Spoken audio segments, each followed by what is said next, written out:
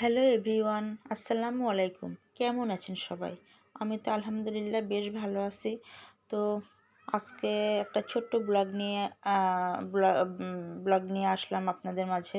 আশা করি আমার সাথে থাকবেন আর লাইক, কমেন্টস এবং সাবস্ক্রাইব করবেন। ঠিক আছে বন্ধুরা? তো আজকে আমি কি রান্না করি দেখেন। আজকে আমি ওই যে গ্যাসের এক চুলায় উচ্ছে আলু দিয়ে ভাজি আর এই প্রেশার কুকারে একটু গরুর মাংস রান্না করব। তো যে সব ঝাল, পেঁয়াজ, হলুদ, লবণ, তেল, জিরে বাটা, আদা বাটা, রসুন বাটা, তারপরে গরম মশলা সব দিয়ে তেজপাতা দিয়ে মশলাটা কষিয়ে নিচ্ছি। মশলাটা কষিয়ে নিয়ে মাংসটা একটু কষিয়ে নিয়ে তারপরে ঢাকনাটা লাগিয়ে দিব। তখন সিদ্ধ হয়ে যাবে, তাড়াতাড়ি রান্না হয়ে যাবে। তো এই যে মশলাটা ভালো করে পানি দিয়ে কষিয়ে নিলাম।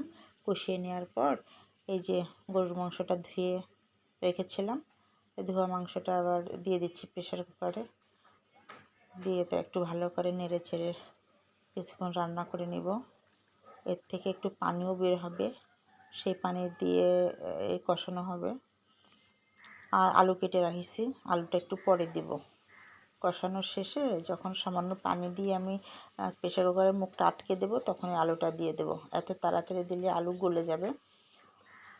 তো এই যে মাংসটা এভাবে করে কষাচ্ছি। দেখেন একটু পানি উঠেছে।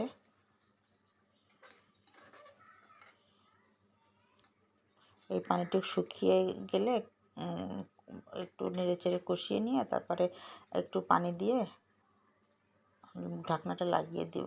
লাগিয়ে কিছুক্ষণ রান্না করে নিলে আমার রান্নাটা হয়ে যাবে। তো এই যে আমি আলুগুলো ধুয়ে দিয়ে দিচ্ছি প্রেশার কুকারের মাংসের মধ্যে।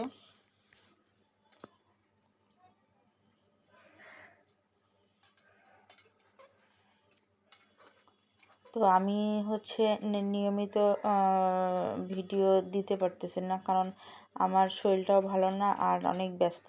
স্কুল, সংসার, মেয়ের পড়া, মেয়ের কোচিং সব নিয়ে নিয়ে হাঁপায় উঠতেছি। মানে সময় মতন সব ঠিকঠাক করতে যেয়ে অনেক কষ্ট হয়ে যাচ্ছে। তারপরে নিজের শরীরটাও ভালো না, এই জন্য প্রতিদিন ভিডিও দেওয়া হয় না। তো চেষ্টা করব দেওয়ার।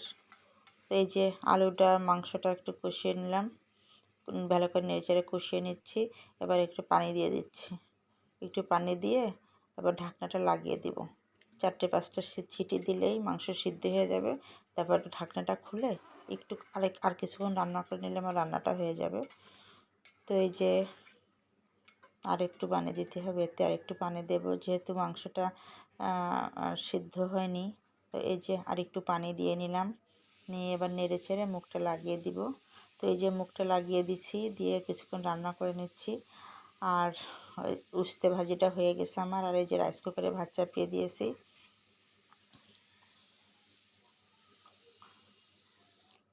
তো আমার রান্নাটা প্রায় কমপ্লিট। এই যে উস্তে ভাজি, লাল শাক ভাজি, ভাত আর এই যে গরুর মাংসটা ভুনা ভুনা করেছি।